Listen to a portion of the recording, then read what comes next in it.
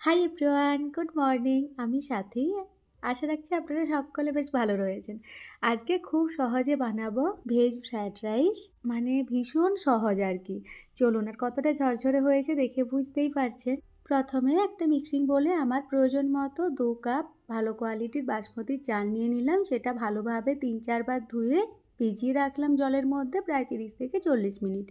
এদিকে একটা গোটা গরম মশলা গুঁড়ো করব, তার জন্য ড্রাই রোস্ট করে নিচ্ছি। এইভাবে যদি গোটা গরম মশলা ড্রাই রোস্ট করে গুঁড়ো করা হয় তাহলে গোটা গরম মশলার খরচাটা কম হয়, আর ফ্রায়েড রাইসে গোটা গরম মশলা দিলে কী হয়, অনেক সময় মুখে লাগে না খাওয়ার সময়, সেই অসুবিধাটা চলে যায়।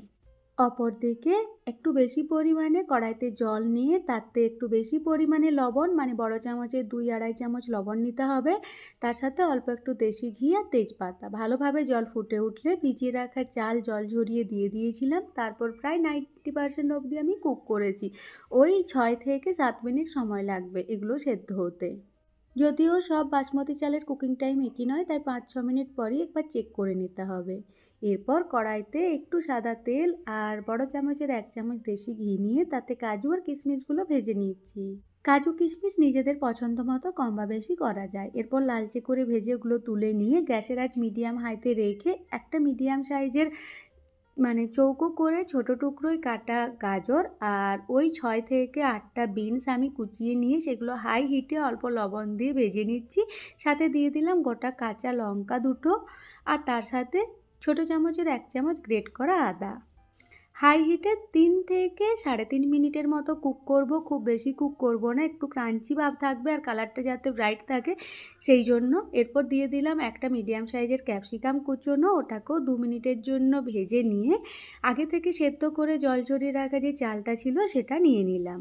প্রথমে যে মশলাটা বানালাম ফ্রায়েড রাইসের জন্য সেটা ব্যবহার করতে পারেন, অথবা ইনস্ট্যান্ট বানালে এইভাবে গোলমরিচের গুঁড়ো নিয়ে নিলাম ছোট চামচের 1/2 চামচ, তার সাথে জায়ফল একটু গ্রেট করে দিয়ে দিচ্ছি। খুব বেশি দেব না, একটুই দেব, 1/4 চামচের মতো। এর সাথে সাথে রেডিমেড বাজারের যে শাহি গরম মশলা বা রয়্যাল গরম মশলা পাওয়া যায় সেটা যদি থাকে সেটা ছোট চামচের 1/2 চামচ দিলাম। তার সাথে দিলাম দেশি ঘি। এর সাথে দিতে হবে কাজু কিশমিশ যেগুলো ভেজে রেখেছিলাম, আর দিতে হবে চিনি। এই সময় আমার ক্যামেরাটা একটু অফ হয়ে গিয়েছিল তাই বুঝতে পারিনি, আমি বড় চামচের 4 চামচ এখানে চিনি ব্যবহার করেছি।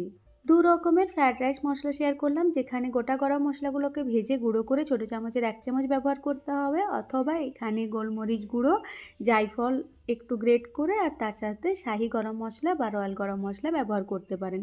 লবণ আমরা অলরেডি চাল সেদ্ধ করার সময় দিয়েছিলাম, সবজি ভাজার সময় দিয়েছিলাম, তাই আর লবণ দিতে হবে না। চিনিটা নিজেদের স্বাদ বুঝে কম বা বেশি করা যায়। আমি এখানে হালকা মিষ্টি রেখেছি তাই বড় চামচের 4 চামচ দিয়েছি। খুবই আলতো হাতে সকল উপকরণের সাথে রাইসটাকে মিক্স করে নিতে হবে। যদি দেখেন কোনো কারণবশত রাইসটা একটু শক্ত লাগছে সেক্ষেত্রে একটু জলের ছিটা দিয়ে গ্যাসের আঁচ একদম লোতে করে 4 থেকে 5 মিনিট দমে রেখে দিতে পারেন, কোনো অসুবিধে নেই। আমার একদম পারফেক্ট রাইসটা তৈরি হয়ে গেছিলো, তাই গ্যাসের আঁচ বন্ধ করে ঢাকা লাগিয়ে 10 মিনিট পর সার্ভ করব। ভালো থাকবেন, টাটা।